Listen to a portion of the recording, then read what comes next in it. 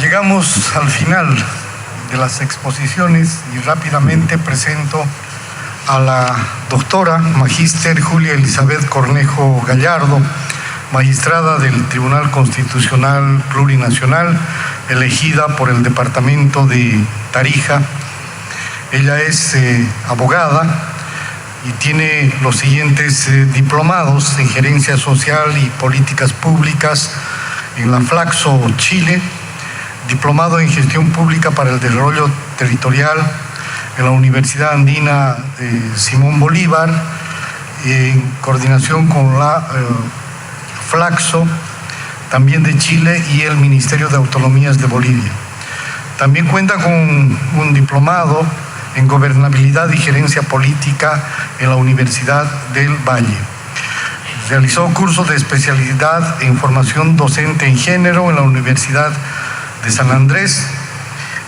Tiene una especialización en el primer curso de formación y especialización judicial en el área ordinaria de la Escuela de Jueces del Estado de Bolivia, y otra maestría que ha realizado es en Gestión y Políticas Públicas en la Universidad Católica con el apoyo académico de Harvard.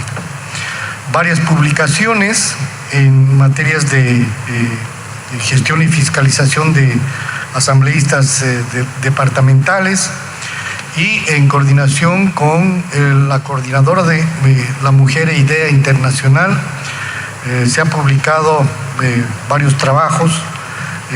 También ha participado en una obra colectiva sobre derechos humanos, paz y postconflicto, que ha publicado la Universidad Tecnológica del Chocó en Colombia, y ha participado como responsable de equipos para la construcción normativa del anteproyecto de ley del Código de las Familias y del Proceso Familiar, también en el anteproyecto de ley de conciliación y arbitraje, y en el proyecto de reglamento de la ley del notariado plurinacional.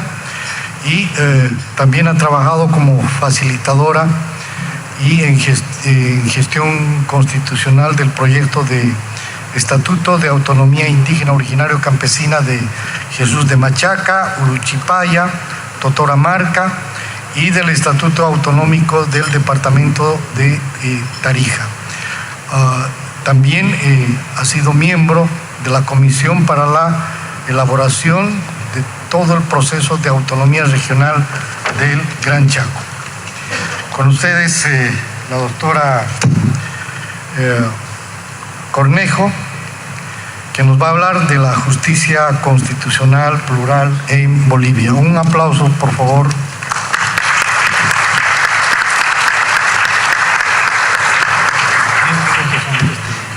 Muchas gracias, muy buenas tardes. Un cordial saludo al presidente del Tribunal Constitucional Plurinacional y a través de él a mis colegas, las y los magistrados aquí presentes, a las autoridades del Tribunal Agroambiental, del Consejo de la Magistratura, el Tribunal Supremo, ilustres expositores que nos honran en este primer Congreso Internacional, expositores de diferentes países, de Brasil, de Perú, de Colombia, de Guatemala, Argentina.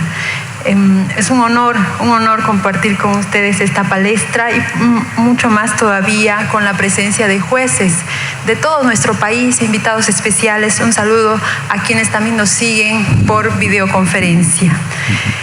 Bueno, sin duda este es un tema necesario presentarlo cuando el objetivo de este Congreso es tratar los problemas actuales de la argumentación y la interpretación jurídica. Y como podemos ver en esta fotografía, en este caso es precisamente en el Chocó, en Colombia, esto en el Cusco, en Perú, en Brasil, nos muestran todos los territorios indígenas originarios campesinos. Y en esta foto en particular, que es Charagua, es parte de este departamento de Santa Cruz y lo muestra especialmente, no precisamente están con sus vestimentas típicas, sino los muestra en un momento en que ellos lograron consolidar su gobierno autónomo indígena originario campesino, que es el gobierno Illambay en Charagua.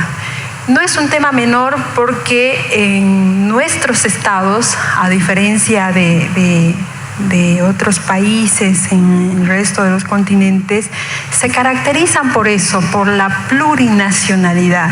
Y allí nos vamos a concentrar ahora porque ha sido necesario en un momento constituyente en nuestro país, hacer un análisis crítico de cómo está configurado nuestro Estado. Hemos pasado desde un Estado-nación en el que existe una religión, un idioma reconocido por el Estado boliviano y la sociedad, en el que existe además un monismo jurídico, es decir, se reconoce un solo ente que emite normas, y hemos pasado a lo que es un Estado plurinacional, donde también pervive el pluralismo jurídico. Podemos tener dos tipos de pluralismo jurídicos.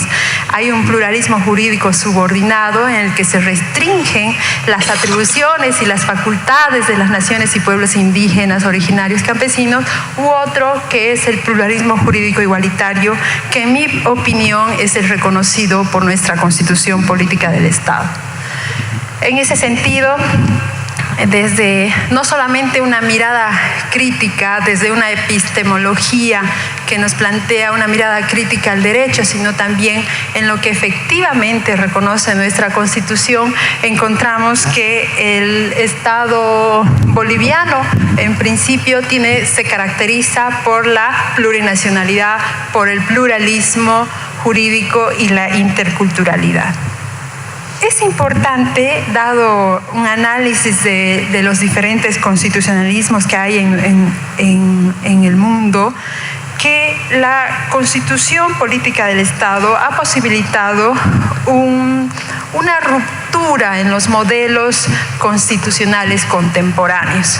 Si bien nuestra Constitución asume para sí varios elementos del constitucionalismo occidental, un Estado de Derecho constitucional, asume también estos que logran esta ruptura en los constitucionalismos.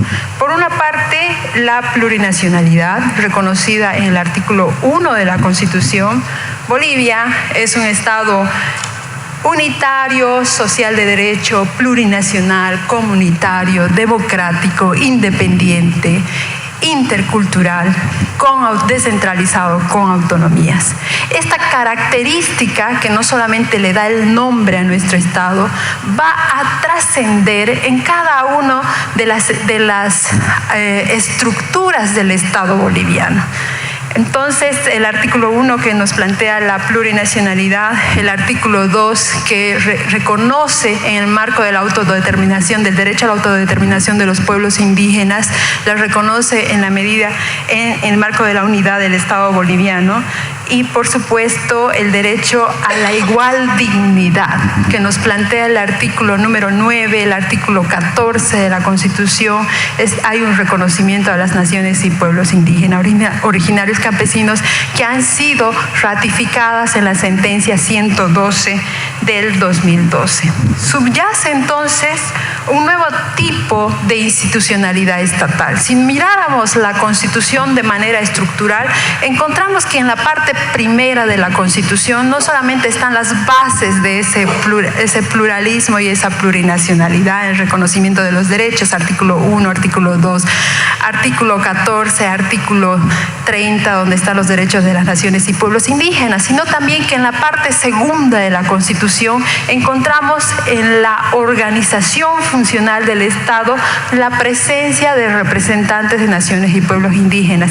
En la parte tercera de la Constitución, todo lo que es la organización territorial del Estado boliviano con las autonomías indígenas originarias campesinas, y en la parte cuarta de la Constitución con el reconocimiento no solamente del derecho al acceso al territorio indígena originaria campesino. Y es más, en el último artículo de la Constitución, todo lo que es el bloque de constitucionalidad, donde acompaña todo ese reconocimiento de las declaraciones, convenciones internacionales de derechos humanos, y está por demás ahí reconocer el convenio 169 de la OIT.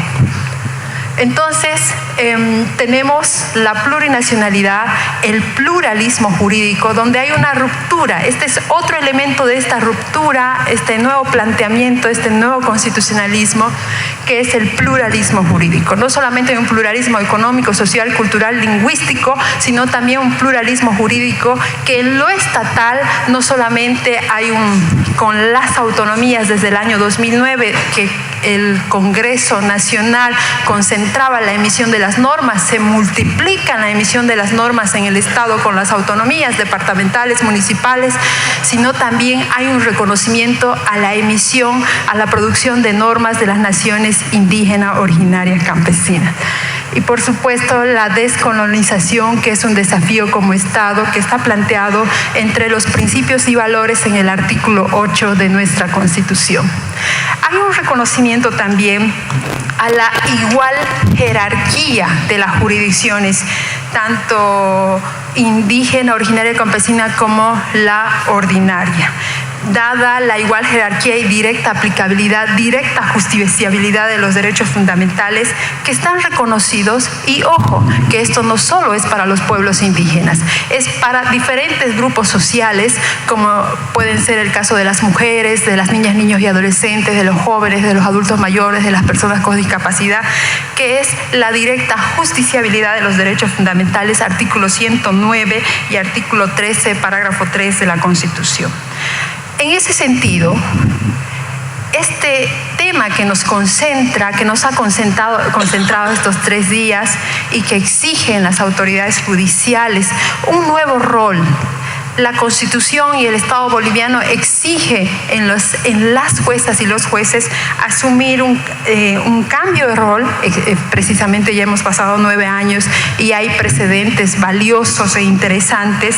Un cambio de rol en las autoridades jurisdiccionales y administrativas, dada que se debe realizar una aplicabilidad de los derechos fundamentales, que deben utilizar un criterio de interpretación desde y conforme a la Constitución política del Estado y al bloque de constitucionalidad.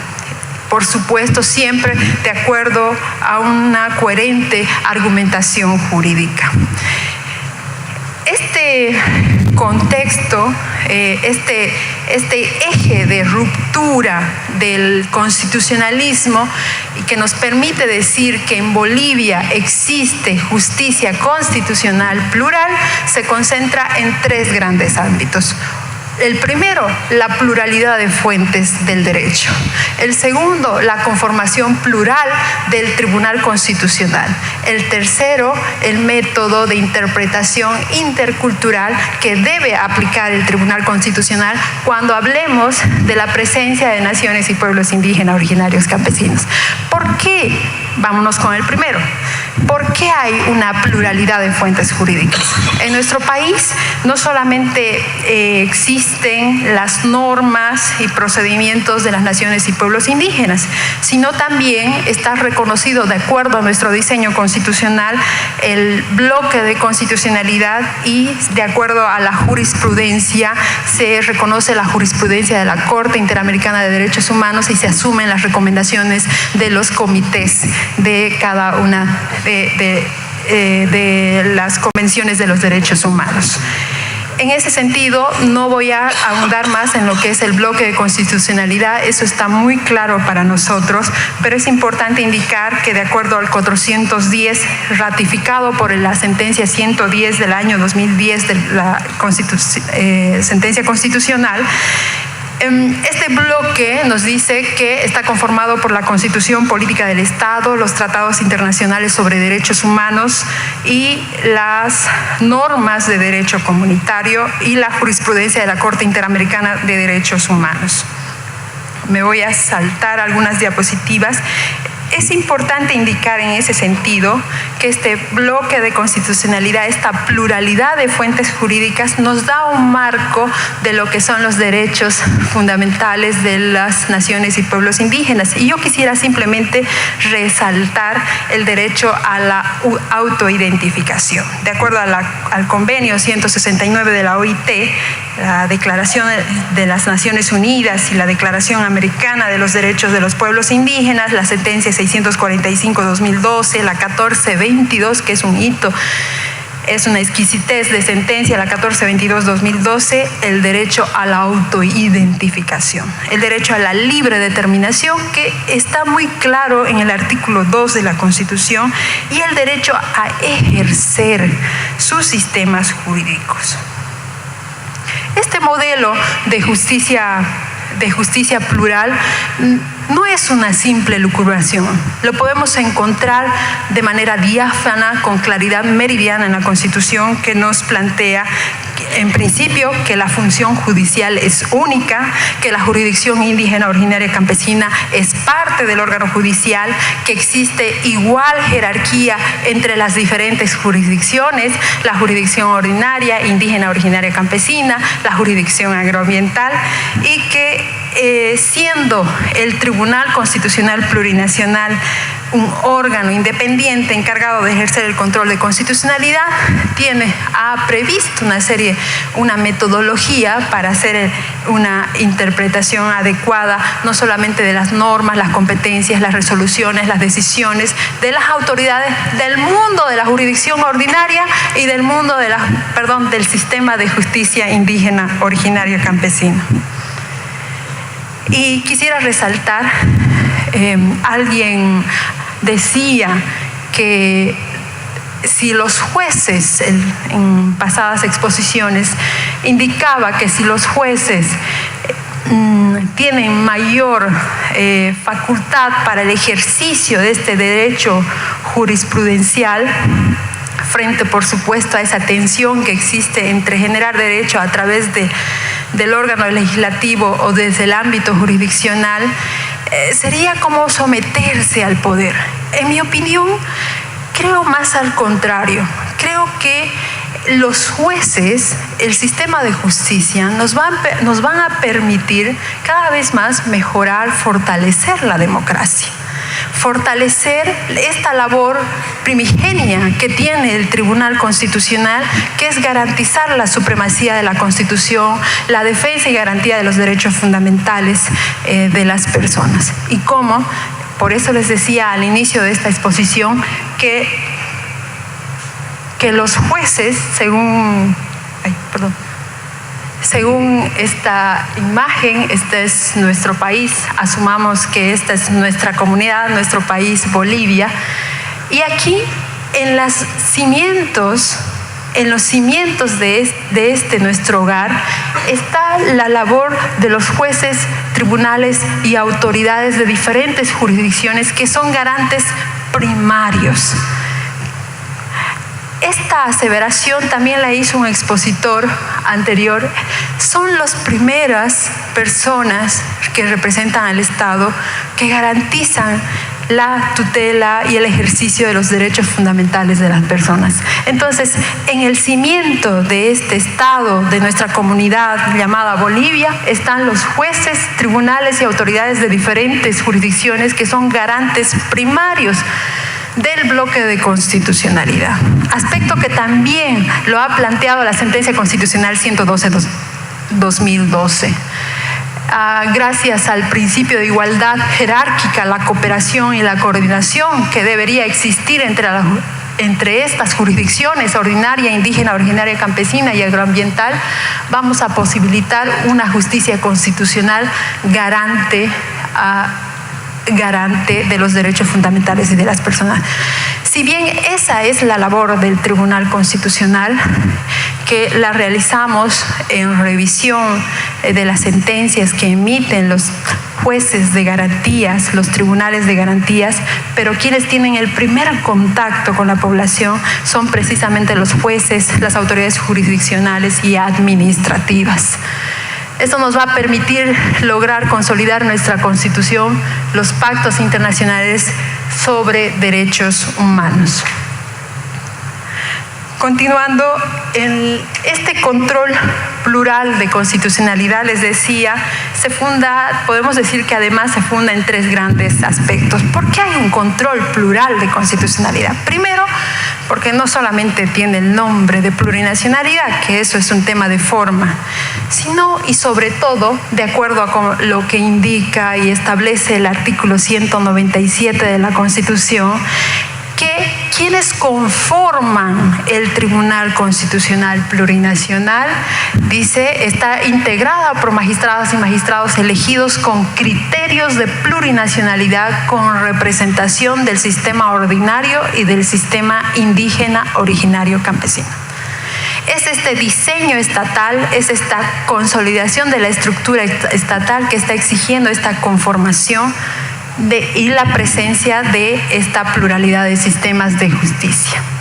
Y bueno, ya en los siguientes artículos, que por un tema del tiempo yo me voy a saltar, se hace referencia ya a los requisitos más específicos al respecto. El segundo gran aspecto por el que fundamos y decimos que hay un control plural de constitucionalidad es que en este cuadro podemos ver un resumen de las acciones que se pueden plantear ante el Tribunal Constitucional. La clásica división, los tres grandes grupos de acciones que se plantean ante el Tribunal Constitucional. Primero, la del control tutelar, la del control competencial y la del control normativo. En estas acciones de control tutelar, que las pueden plantear también generalmente acción de amparo, acción de libertad, porque se ha afectado un derecho fundamental por una persona en particular, la pueden plantear los miembros de las naciones y pueblos indígenas originarios campesinos. En el control competencial, hablamos de control competencial, ustedes saben que el Tribunal Constitucional resuelve los conflictos de competencias que existen entre órganos del Estado, entre entidades territoriales autónomas y el nivel central, o entre las entidades territoriales, cuando existe conflicto de competencias entre la jurisdicción ordinaria y la jurisdicción indígena originaria campesina. El Tribunal Constitucional es el único ente con la competencia para resolver este conflicto de competencias.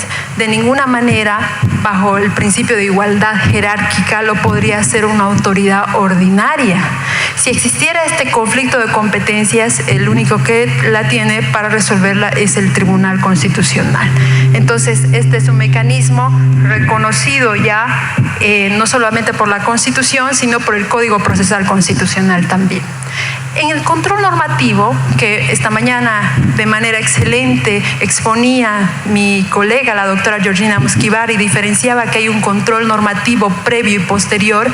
En el control normativo previo tenemos todo lo que es las consultas de normas que aún no están en vigencia, ya sean proyectos de ley, tratados internacionales, proyectos de estatutos y cartas orgánicas, y hemos recibido una serie de estatutos de autonomías indígena originaria campesinas, por ejemplo.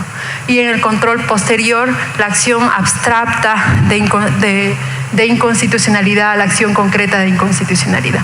Pero resaltar, en resumen, en control tutelar, todas las personas, incluso los miembros de naciones y pueblos indígenas, pueden plantear una acción de amparo o una acción de libertad. Es importante destacar que la acción estrella de defensa de los derechos de titularidad colectiva es la acción popular, que también está en este grupo. En control competencial, el clásico conflicto que existe y que esperamos que a medida que avancemos vayamos superando cada vez de mejor manera, el clásico conflicto entre la jurisdicción ordinaria y la jurisdicción indígena originaria campesina. Y en control normativo, lo que más es recurrente es el control previo de los estatutos de autonomías indígenas originarias campesinas. Acá, en la última parte, no es parte de ninguna de estas tres grandes clasificaciones, están las consultas de autoridades indígenas, que las atiende directamente la sala especializada, la sala cuarta. Vámonos al tercer gran grupo de los motivos por los que decimos hay una justicia constitucional plural, y es precisamente porque, de acuerdo al mismo Tribunal Constitucional, se ha planteado la necesidad de hacer una interpretación y una argumentación de carácter intercultural cuando están presentes naciones y pueblos indígenas en alguna de las acciones que se les han presentado.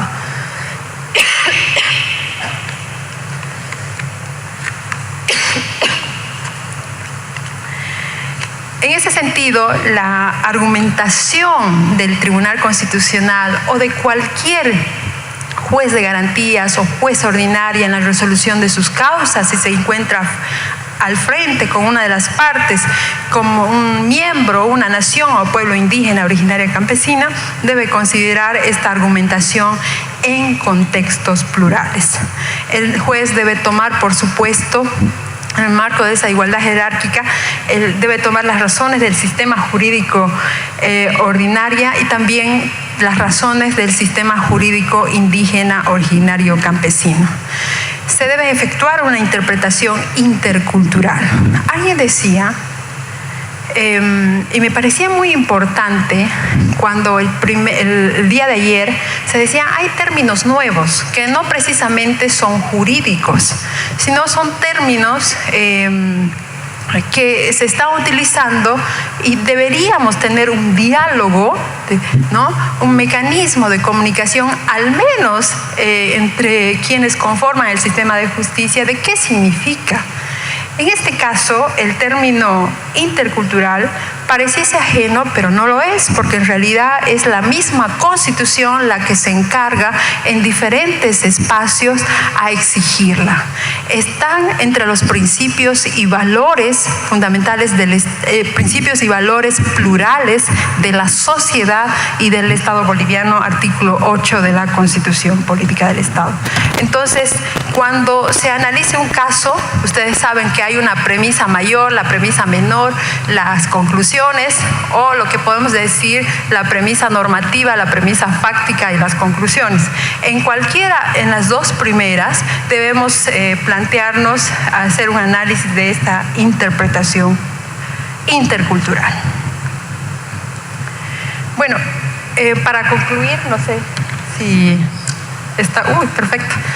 Para concluir, podemos concluir de esta exposición que el carácter plural del control de constitucionalidad es una característica que distingue a la justicia constitucional boliviana y que rompe con el control monocultural ejercido hasta antes de la Constitución Política del Estado aprobada en febrero del 2009.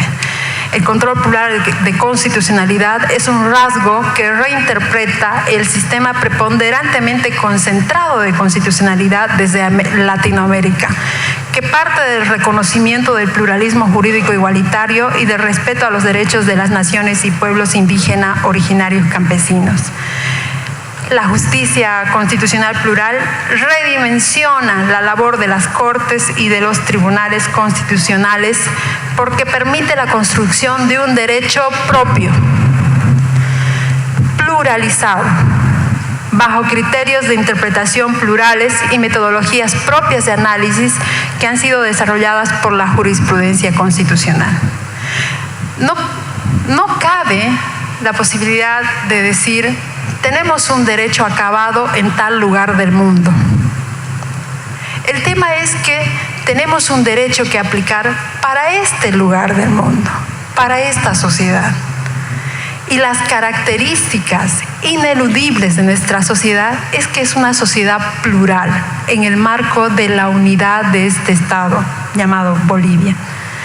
Sin duda, existen muchos retos para alcanzar la meta de una justicia constitucional totalmente plural, como una mayor participación de las naciones y pueblos indígenas, no solo en el Tribunal Constitucional Plurinacional, sino también en los jueces y tribunales de garantías ante quienes se presentan las acciones de defensa y cuyas resoluciones son revisadas por el Tribunal Constitucional. Sin embargo, es indudable que el diseño constitucional, legal y jurisprudencial sobre el tema marca un referente para el desarrollo del constitucionalismo latinoamericano. Muchas gracias.